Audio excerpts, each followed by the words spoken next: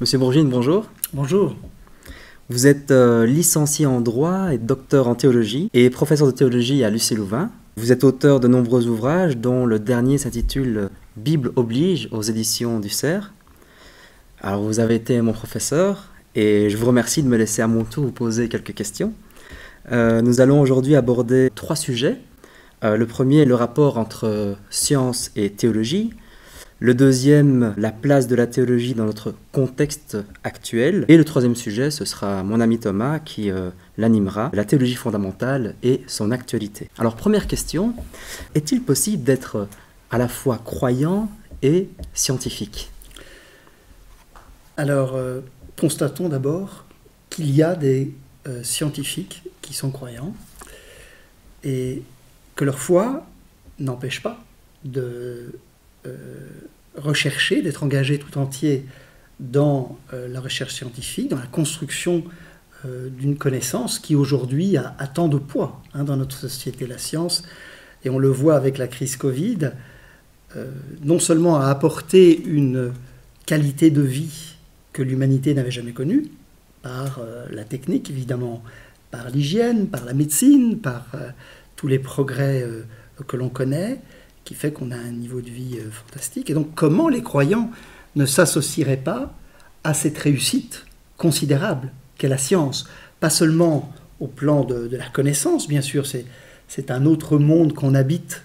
Si le monde n'a pas 6000 ans, mais qu'il a 14 milliards d'années, c'est un autre monde qu'on habite si l'espace n'est pas limité dans son aspect dynamique à l'espace sublunaire, au-dessous de la Lune, mais que l'univers est en expansion, qu'il a 45 milliards d'années-lumière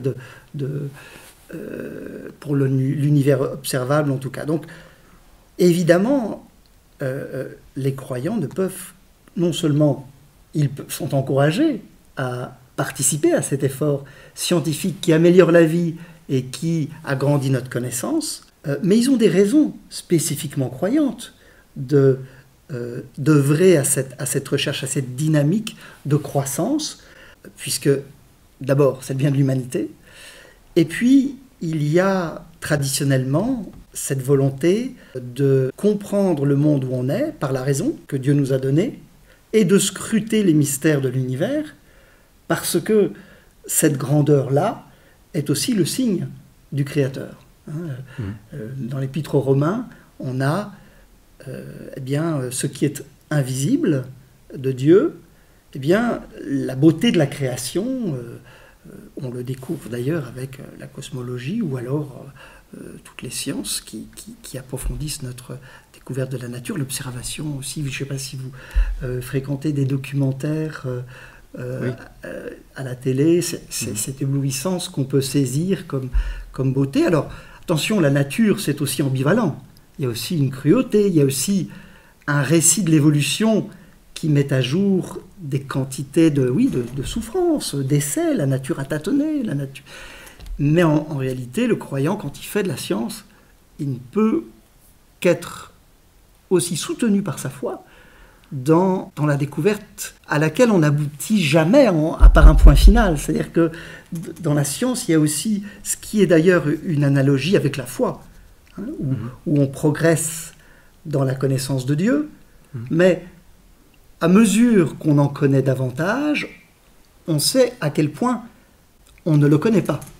C'est un peu l'expérience que font les scientifiques, que fait la science d'une manière générale comme dynamique, comme entreprise de recherche. C'est-à-dire que des connaissances nouvelles ouvrent des champs nouveaux, mais d'ignorance pour l'instant, et qu'on essaie d'explorer. Donc il y a toutes les raisons pour un croyant d'être encouragé à être enthousiaste aussi dans cette recherche scientifique. Donc oui, contrairement à ce que pensent un certain nombre de scientifiques, selon qui le langage de la science saturerait la connaissance. Ça veut dire la science va tout expliquer à moyen ou long terme. Ça, me semble-t-il, c'est une illusion quand même considérable parce que malgré tout, l'expérience de la science, c'est à mesure qu'on connaît, d'autres champs d'ignorance s'ouvrent et donc aussi de recherche. Oui.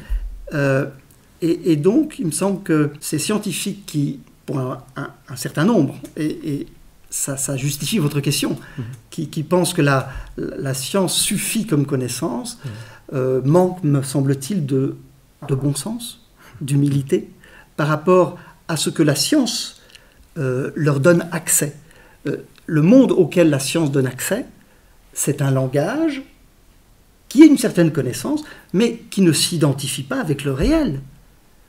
Et on le voit avec des nouvelles catégories qui sont sans cesse inventées pour essayer de coller avec les phénomènes qu'on en observe, et l'amélioration des outils d'observation, c'est que, en réalité, on en ignore davantage qu'on en sait. Et donc, on ne peut pas dire, d'ailleurs, de quoi que ce soit du réel, la plus infime des choses, on ne peut pas dire on en a fait le tour.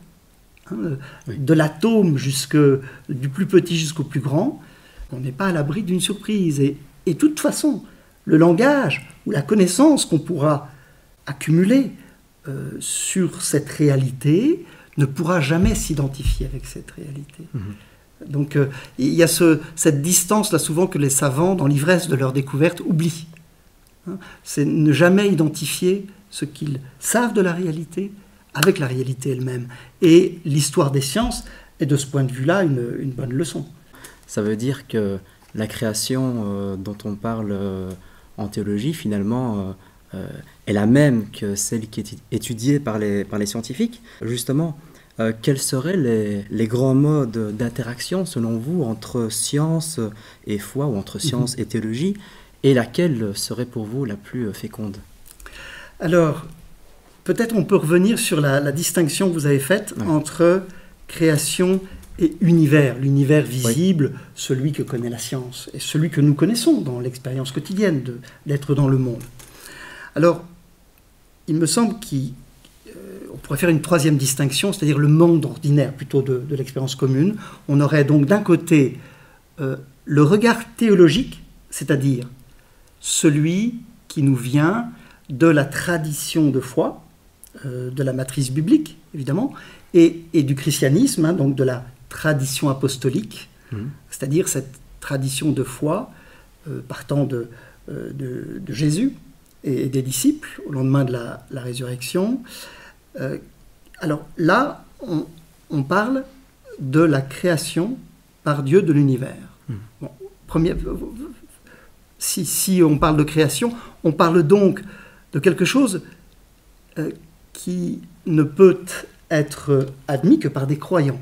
Pourquoi ? Parce qu'on parle d'une relation tout à fait mystérieuse, énigmatique, celle que le Créateur entretient avec l'ensemble des créatures et l'ensemble du créé. Et cette relation, elle est très mystérieuse. On n'a pas idée de la nature de cette création. Il faudra être créateur pour comprendre quelle est cette relation que le Créateur entretient avec les créatures, cette relation qui s'identifie avec l'être de la création. Parce que c'est dans cette relation que tout ce qui est existe. Alors c'est très mystérieux. Et c'est quelque chose qui relève de la foi. Donc vous avez en tête la première page de la Bible. Dieu dit que la lumière soit, la lumière fut. Au cours des 6 jours, il crée. Alors, la théologie met très tard à parler de cette création à partir de rien, qui a une position dans l'être, mais qui pose l'entièreté du créé dans une relation de dépendance avec le Créateur. Donc vous voyez, ça c'est le monopole des croyants, de penser cela. Et en revanche, il faut bien distinguer, et dans un premier temps, c'est bien de ne pas faire de lien direct avec l'univers qui est celui de notre expérience. Donc, commençons d'abord par distinguer assez peut-être brutalement, après, au risque après de renouer des liens, si vous voulez, parce que évidemment, il y a un seul monde. Mais ce qu'on appelle création, chez les croyants, c'est vraiment, vous voyez, cette relation du Créateur avec les créatures qui rend compte, d'un point de vue religieux, de l'existence de tout ce qui est. Alors, l'univers des scientifiques, qui lui, alors n'en est pas moins énigmatique aussi, parce que précisément, c'est l'objet d'une recherche et d'une construction. Et puis, le monde de l'expérience ordinaire qui n'est pas tout à fait celui des scientifiques, parce que le scientifique, bien sûr, c'est à partir de là, mais pour le commun des mortels, nous nous basons sur notre expérience, hein, et parfois nous nous trompons. Hein. Oui. Par l'intuition, on pourrait dire que c'est le Soleil qui tourne autour de la Terre. Ben non, les scientifiques nous disent non, c'est l'inverse. Hein. Voilà. Alors donc, peut-être, me semble-t-il, c'est bien de distinguer, pour après, alors, répondre à votre question sur les liens entre les deux. Hein. Et évidemment, on ne peut pas scinder ces deux tout à fait. Il faut d'abord affirmer la distinction fondamentale en disant c'est quelque chose de l'ordre de la foi et de l'invisible qu'aucun télescope, qu'aucun microscope ne pourra constater, puisqu'il s'agit de l'action de Dieu. Et qui dit action de Dieu, dit l'action puissante, hein, celle qui s'est en particulier déployée dans la résurrection du Christ pour les croyants, qu'aucun œil humain ne peut constater. Parce que Dieu est invisible, son action est invisible. Celle en particulier qui crée au premier jour du monde, et qui recrée, alors au premier jour du monde, attention, est métaphorique, hein, et celle qui recrée le monde nouveau à partir de la résurrection du Christ. Hein. Et les chrétiens confessent que cette recréation, par l'œuvre de la grâce, dans la perspective du retour du Christ, est en œuvre dès maintenant. Donc, d'un côté, on parle vraiment de l'invisible, et de l'autre, pour l'univers des scientifiques, ben, c'est celui que une approche rationnelle, par l'expérimentation, les hypothèses, et puis un langage mathématique, permet de connaître, de cerner, et puis voire d'exploiter par la technique, hein, ou de mettre à notre profit par la médecine, etc. Alors, la question c'est comment on fait rejoindre ces deux mondes. C'est-à-dire que est-ce qu'un croyant est schizophrène? Et on en revient un petit peu à la première question. Alors, il faudrait poser la question pour les différents champs de la science, précisément, qui ont, vis-à-vis du monde, un angle précis, hein, une approche disciplinaire, spécifique. Mais ce qu'on peut dire, c'est que le scientifique croyant, en l'occurrence, il peut très bien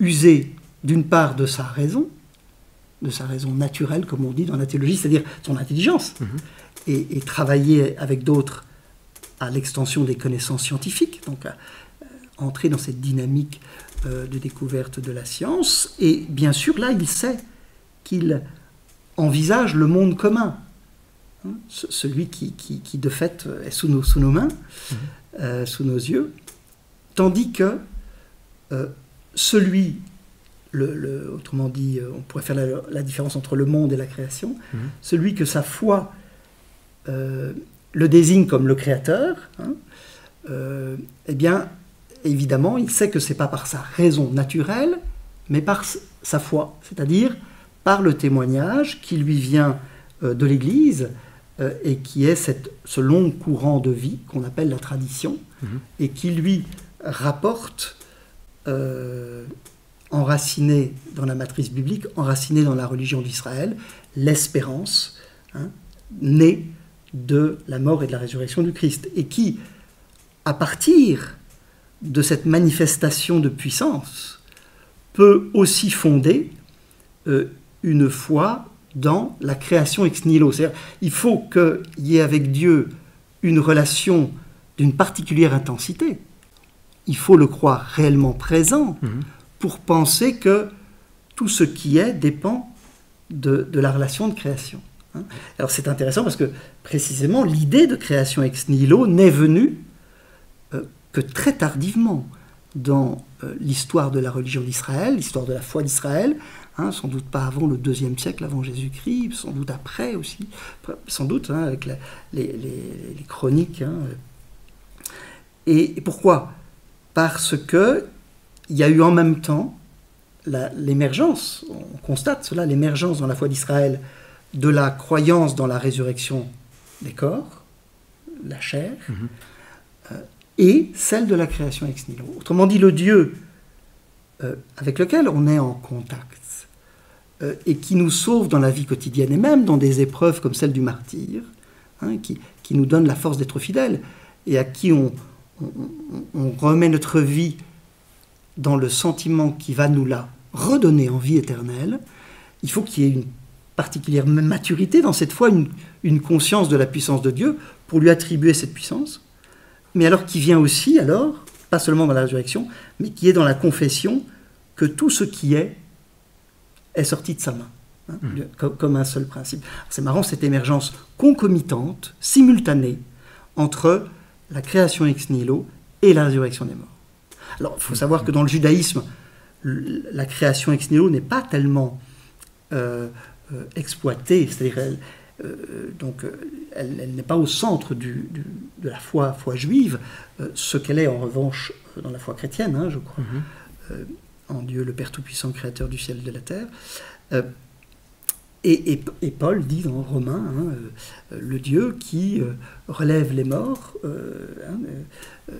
et a relevé le Christ évidemment, et qui du néant tire l'être. Donc il y a vraiment ce parallèle-là qui montre que pour le scientifique chrétien, eh bien, il peut avoir une vision de double vue, quoi, à la fois être pleinement dans la recherche scientifique, tout en sachant à l'intime de sa foi, il faut bien sûr qu'elle soit un petit peu structurée, ce monde-ci est aussi celui de la présence de Dieu.